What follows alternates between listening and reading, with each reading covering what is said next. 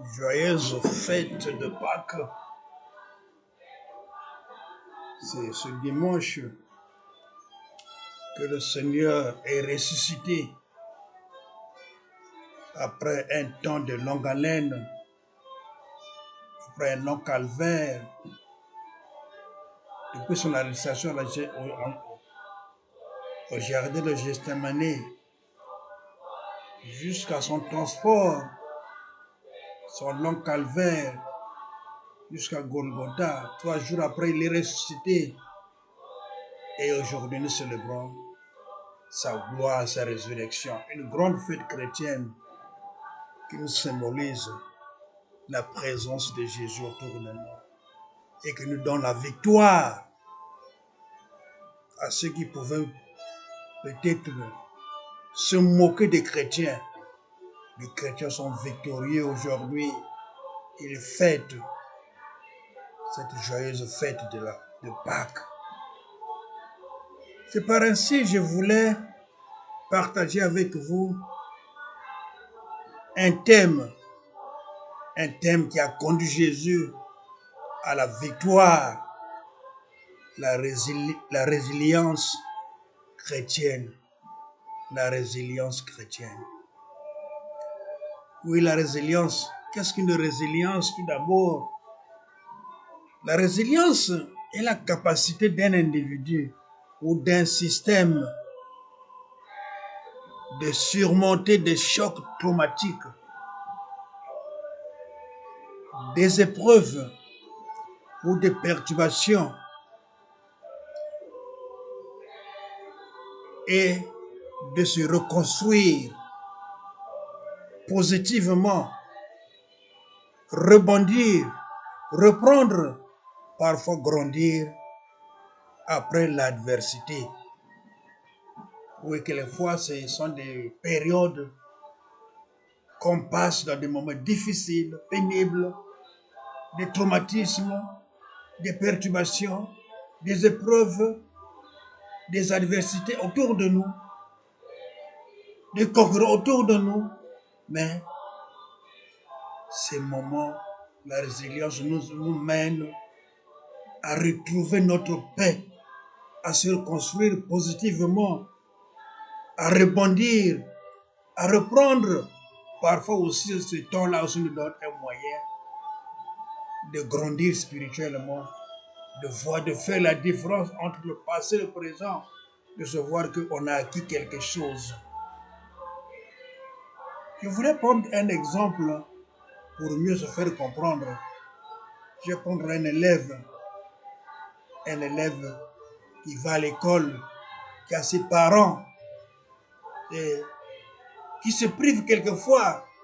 Il peut avoir même le billet d'aller à l'école, puis il se dit, moi je vais aller à pied. Ou bien quelquefois il n'a pas aussi l'argent.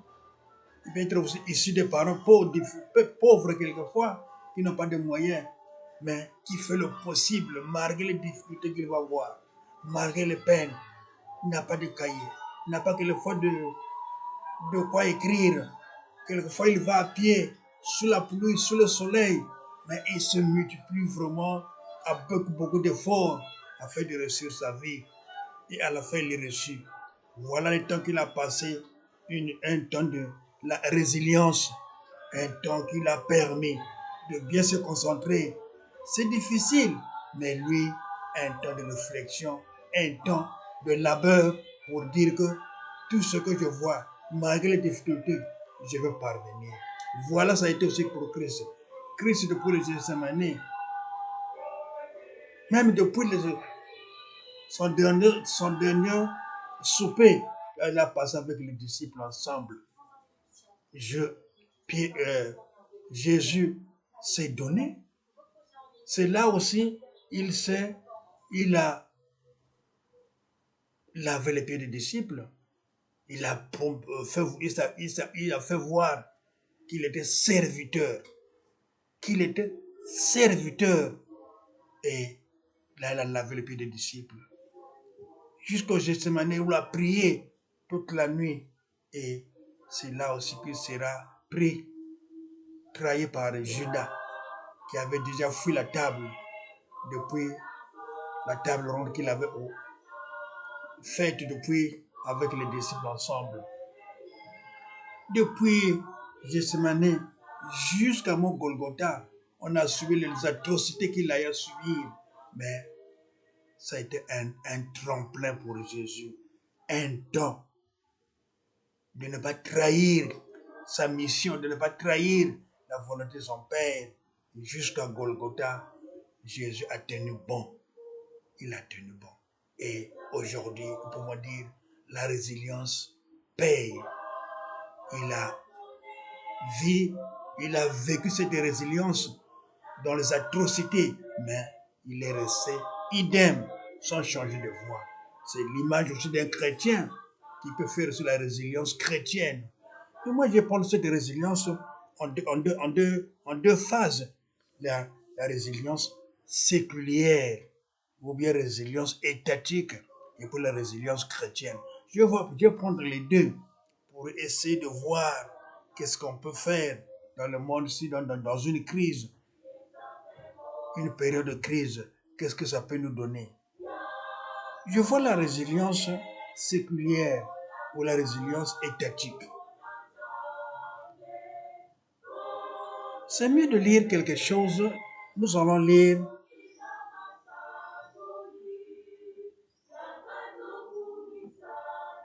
dans 2 Corinthiens 7, 14. 2 Corinthiens 7, 14 nous dit ceci. 2 Corinthiens 7, 14. 2 Corinthiens 7, 14. Ça nous ramène l'idée de Corinthiens. S'il vous plaît, c'est 2 Chroniques 7, 14. 2 Chroniques 7, 14. Qu'est-ce que ça nous dit? Qu'est-ce que ça nous dit?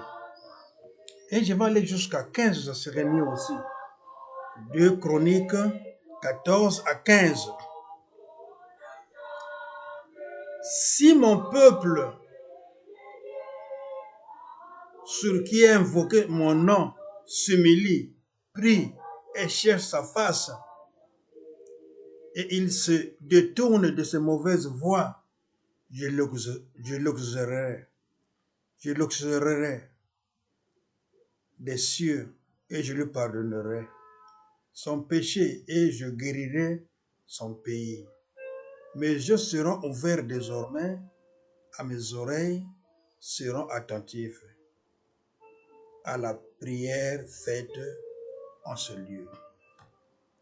Si mon peuple s'humilie, si mon peuple cherche sa face, je vais l'exaucer. Je vais l'exaucer et je détournerai de ces mauvaises voies. Je vais l'exaucer et je lui pardonnerai de son péché. Je guérirai son pays. Mes yeux seront ouverts désormais et mes oreilles seront attentives à la prière en son lieu. Je parle de la résilience séculière. Si mon peuple s'humilie, reconnaît ses erreurs, je veux l'exaucer.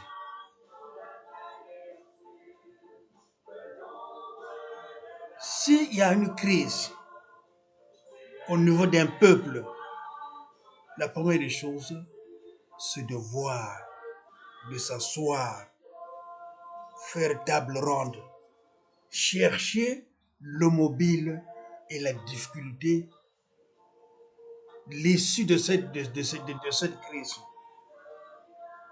Quelquefois, on peut voir dans un pays, par exemple, on peut voir un tarif douanier, par exemple, pour essayer d'amener la diminution des prix, exonérer les produits, par exemple, améliorer le train de vie, améliorer le social, la santé, l'éducation, qui sont des bases de la vie du peuple. Quand on améliore, quand on exonère les produits, par exemple, on diminue les entrées et les sorties des produits qu'on achète ou qu'on vend. Si on améliore le train de vie, c'est pour voir peut-être les poches, les salaires des gens, combien les gagnent, peut-être pour essayer de diminuer. Et puis voir le social, la santé, l'éducation. Et s'il y a beaucoup de choses qui sont à l'intérieur qu'on peut voir encore, je pense seulement ce qui est plus visible, ce que je vois, ce qui me vient directement à l'esprit. Et là aussi, il faut diminuer les avantages, diminuer les privilèges, diminuer quelquefois les primes. Quand on fait une résilience, ça va de plus petit au plus grand. Ça va du plus grand au plus petit. Et c'est mieux aussi de toucher le plus grand. Dans une administration, c'est mieux de toucher le plus grand, ceux qui ont de grands salaires, de pouvoir voir, essayer d'améliorer, moderniser les choses, afin que ceux qui sont à la basse classe puissent se retrouver aussi vite. Ça, c'est dans le cadre d'une crise étatique. J'ai dit dans 2 Chroniques 7-14, si mon peuple s'humilie, reconnaît ses erreurs, se met à genoux, reconnaît ses mauvaises voies, moi Dieu, je vais l'aider. Mes yeux s'ouvriront devant eux et leurs péchés seront pardonnés. Donc, pour réussir une résilience, dans le cadre étatique, il faut seulement la volonté. Si on a la volonté, la résilience apporte une solution. Mais s'il n'y a pas la volonté, les gens sont accros dans leur prime, dans leur avoir, dans leurs avantages, dans leurs privilèges. La résilience n'a pas de prix. N'a pas de prix. Je peux prendre un exemple aussi de Salomon. Salomon dans la Bible, dans Samuel, qui nous dit, quand il a reçu Dieu, Dieu est venu le visiter. Après avoir reçu les commandements de Dieu, que tu vas diriger le peuple de Dieu. Mais Salomon s'est mis à genoux. Il a dit vraiment, qu'est-ce que je peux faire devant un peuple, une grande tâche. Mon père a souffert, David. Moi aussi, qu'est-ce que je peux faire? Mais la meilleure des choses, qu'est-ce qu'il a fait? Quand Dieu l'a demandé, que veux-tu que je fasse pour toi? Que veux-tu que je te donne pour diriger ce peuple? Salomon n'a pas vu la richesse. Salomon n'a pas vu le bonheur. Salomon n'a pas vu l'argent. Salomon n'a pas vu ce qui est exorbitant sous ses yeux. Il a vu, il a cherché. Seigneur, donne-moi la sagesse.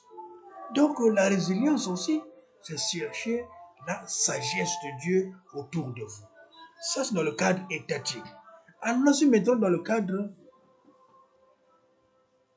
chrétien, la résilience chrétienne est la capacité de surmonter les épreuves en s'appuyant sur la foi, l'espérance et la grâce de Dieu. Ça, c'est la résilience chrétienne. Accepter malgré le peine. Au niveau des chrétiens, ça peut être au niveau de l'église.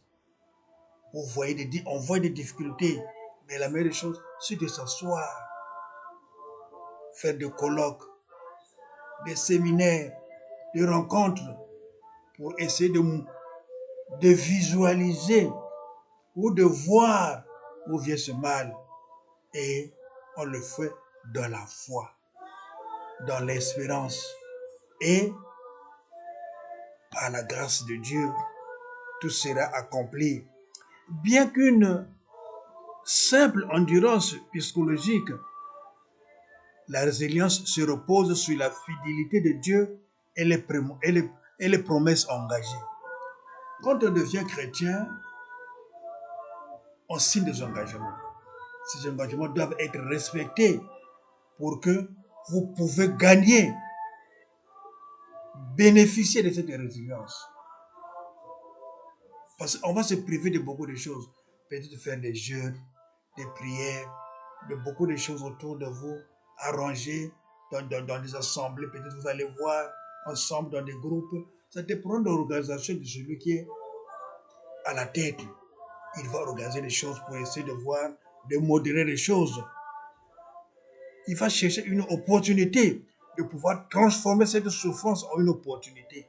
Vous êtes en train de souffrir, de se donner en totalité pour aider, apporter une solution au sein de l'Église, au sein de votre paroisse, au sein de votre administration, au sein de votre division, au sein de votre agglomération, pour voir qu'est-ce qu'il faudrait faire. Ancré dans la conviction que Dieu fortifie. Dieu vous fortifie pour aller de l'avant. Ancré. Quand un bateau va dans le port pour accoster, mais le bateau utilise l'ancre. Donc, ancré dans la conviction que Dieu fortifie pour aller de l'avant. Ancré, on va ancrer notre foi, mettre l'ancre, comme le bateau accoste, on met l'ancre. Nous aussi les chrétiens, nous devons mettre l'ancre, être figé, droit, piclé, là où il faudrait chercher la foi, fortifier la foi des chrétiens, fortifier la foi des ceux qui sont autour de vous, fortifier la foi de ceux qui viennent autour de vous, ceux qui acceptent, ceux qui veulent qu'il y ait une amélioration. On peut lire dans Psaume 34, verset 18. Psaume 34, verset 18.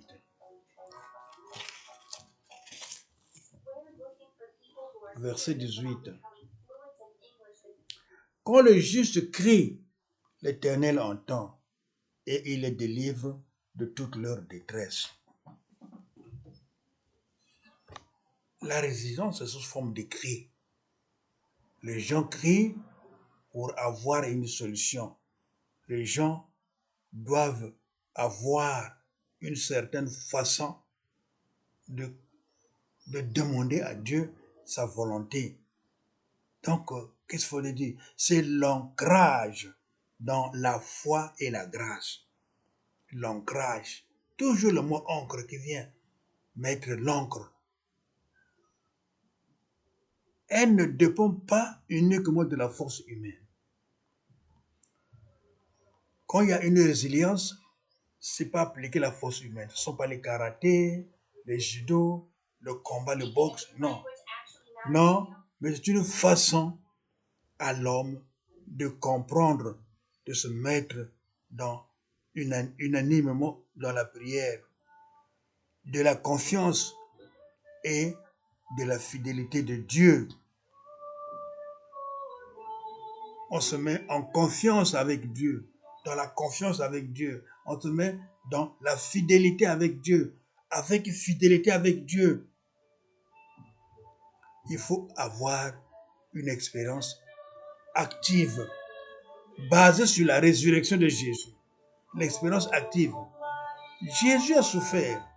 Jésus, ce que j'ai dit, depuis le Gethsémani jusqu'à Golgotha, il a souffert. Mais il avait une foi active. Parce que quand même les femmes pleuraient pour lui, qu'est-ce qu'il disait? Priez, priez pour vos péchés. Je le fais pour vous libérer. Jésus allait jusqu'à Golgotha pour aider le peuple de Dieu, pour délivrer, pour nous délivrer de nos difficultés, de nos péchés. Donc, la foi active est basée sur la résurrection de Jésus. Elle permet de croire en un avenir après le traumatisme. Oui, la résilience est un temps sous forme de pénitence. Mais ce n'est pas une pénitence, c'est une façon qu'on se donne tout entier afin de pouvoir se remettre dans la volonté de Dieu. Se priver de quelque chose, de se donner dans la douleur, accepter cette douleur. Comme j'avais pris l'exemple d'un élève quelquefois qui n'a pas à manger, mais qui voit ces opportunités de difficultés comme un moyen, comme un tremplin, comme une façon, un parchemin. Là, il faudrait passer de l'autre rive. Donc, c'était sous forme de passerelle, passer de l'autre chemin. Donc, la résilience, sous forme de passerelle, sous forme de tremplin pour passer de l'autre chemin. Il faut avoir de l'endurance. Il s'agit de persévérer activement sous la pression. Quelquefois, il y a la pression qui est là. Vous voulez vite réussir, mais il faut accepter cette pression parce que vous voulez réussir. De tenir bon dans la foi malgré les difficultés. Il faut tenir bon avec l'endurance malgré les difficultés. On peut le lire dans Galates 6, verset 9. Galates 6, verset 9. Galates 6, verset 9.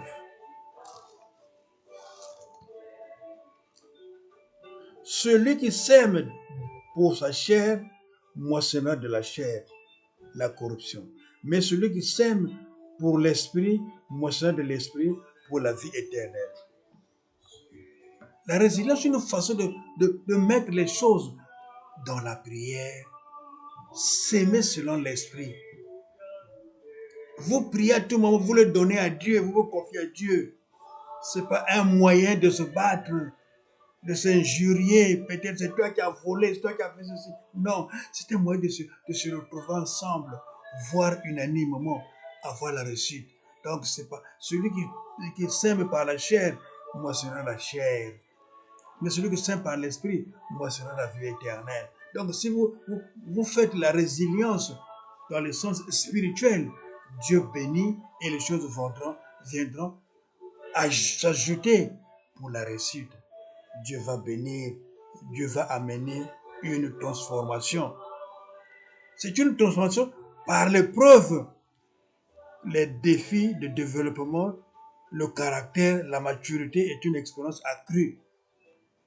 Oui, quelquefois aussi, dans la résilience, on récolte une transformation, un développement.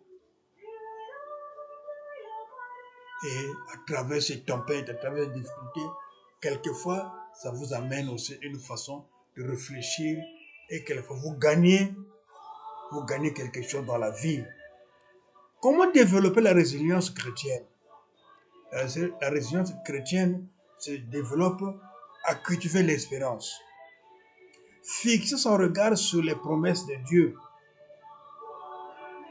Persévérer. Voir l'épreuve comme un cours de haut niveau. La persévérance sous forme de résilience, un cours de haut niveau. Vous apprenez beaucoup de choses à partir de la résilience. Ça vous fait mal, mais ça vous apprend beaucoup de choses. Mais la seule capitale, c'est de s'appuyer sur la parole de Dieu. Méditez les Écritures pour fortifier votre esprit. Voilà la résilience. Je vais prendre 3 à 4 personnes d'exemple dans la Bible qui ont vécu la résilience, qui se sont donnés corps et âme jusqu'à réussir et à pouvoir aider son peuple, à pouvoir aider son monde, sa famille, son entourage, pourquoi pas lui-même aussi. Je prends l'exemple de Joseph. Si on lit Genèse 50, verset 15 jusqu'à 20, Joseph est vendu par ses frères chez Potiphar. Il va en Égypte. Joseph, tout ce qu'il a eu à subir, il est allé en prison, mais ça lui a pris beaucoup de choses. Il a souffert, être vendu par ses propres frères, mais Joseph, au verset 20, Genèse 50, verset 20, qu'est-ce qu'il dit? Quand il a reçu ses frères, il dit que moi je suis venu ici pour préparer votre avenue ici. Joseph ne s'est pas vengé, mais il a pris cela comme un moyen d'aider la famille. Donc la résilience, c'est un moyen aussi d'apporter une victoire autour de vous. La résilience. Il était vendu, dans des moments pénibles par ses propres frères, qui l'ont boutiqué du mensonge. Mais lui, quand il est allé en Égypte, ça a changé. Il devient la deuxième personnalité en Égypte. Donc, la résilience, aussi, c'est un moyen afin que quand vous arrivez quelque part, ce que vous êtes en train de voir, vous vivez cette résilience, mais ça vous apporte des fruits. Je peux prendre l'exemple de Job qui a souffert, qui a été critiqué même par ses propres frères, par son entourage. Il a tout perdu comme avantage, mais Dieu l'a béni. Il a même dit lui-même, je peux tout voir, souffrir, mais je ne peux pas trahir mon Dieu. Mais à la fin, il a une richesse qui lui dépasse par rapport à l'avant. Job. Esther aussi. Esther nous parle. Surmonter de son courage auprès du roi pour sauver son peuple. Esther a sauvé son peuple parce que, comme Mardochée est venu le rapporter les problèmes, Esther a rapporté le problème au niveau de son mari ou le roi. Le roi a aidé ce peuple. On a fait d'autres choses à leur niveau. Il y avait plus de sentences qu'on avait accordées à Mardochée. Mais la paix était venue au niveau de ce peuple. On peut lire même dans Ésaïe 53, verset 3, on parle de Jésus-Christ. Jésus-Christ qui a vaincu. Il a vécu dans cette résilience. Il a résilié. Il a vécu la résilience dans des difficultés. Tout d'abord, Jésus, c'est depuis le début, depuis la naissance. Il est né à l'étable. 40 jours dans le désert. La croix, que cela, c'est la résilience. Il a souffert, mais dans le seul but de pouvoir sauver l'humanité. Grâce à la résilience, nous voici dans la Pâque. Nous voici cette fête de Pâques que nous célébrons. Et nous pouvons dire Alléluia, notre Pâque, parce que Jésus est ressuscité, c'est notre victoire. Nous aussi, chrétiens, là nous en sommes, quelquefois nous vivons dans des moments difficiles, pénibles. C'est un moment de résilience, quelquefois, que nous nous donnons corps et âme au Père de Dieu, afin que tout ce que nous voulons faire reste et demeure sous sa protection, sous son amour. Dieu nous aime, Dieu nous protège, Dieu nous entoure, mais il y a des choses qui nous apportent aussi la victoire. Quelquefois, ce que nous voyons de difficile autour de nous, mais Dieu peut le tourner dans le bon sens. Ce qui est pénible aujourd'hui peut être la joie de demain. Que Dieu nous guide, que Dieu nous protège, que Dieu nous apporte sa joie et ta paix, que nos familles soient bénies, que nos enfants soient bénis, que nos frères, nos parents, ceux qui sont proches des églises, nos frères de l'église, que tout le monde sente cette joie et que la résurrection de Jésus nous apporte la victoire et que nous disons merci à toi Seigneur pour ta sainte gloire. Merci Seigneur. Amen.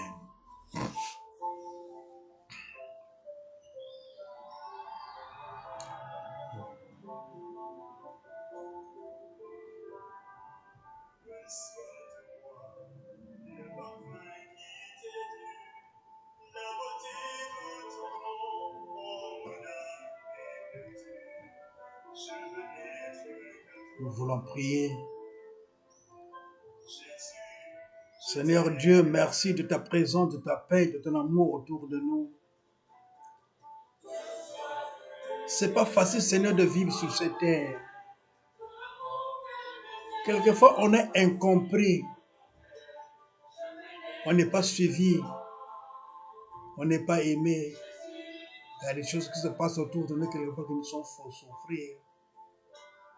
Mais nous avons cette assurance, Seigneur, par cette résilience que tu nous apprends maintenant, que nous pouvons vivre plus tard avec toi, comme tu le fais maintenant par nos témoignages. Seigneur, aide-nous, guide-nous, protège-nous. Que seul toi a le dernier mot, Jésus. Veille que ta gloire, ta paix soit assurée autour de nous, Seigneur. Bénis nos pays, bénis nos villes, bénis nos chefs, ceux qui nous gouvernent, ceux qui nous dirigent dans des paroisses. Bénis ceux que nous charges à l'église, dans tout ce où nous sommes nous ensemble, Seigneur. que seul toi le dernier mot, Seigneur. Fais-nous revivre ta paix. Merci. Comme tu es ressuscité, Seigneur, voilà. Oui, c'est vrai, c'est un symbole, mais pour nous, c'est une réalité qui se passe de jour en jour dans nos vies. Ressuscite dans nos cœurs. Donne-nous la santé, Seigneur, que tout ce que nous voulons faire, seul toi le dernier mot, Seigneur, autour de nous. La gloire revient à toi seul, au nom tout puissant. Amen. Amen.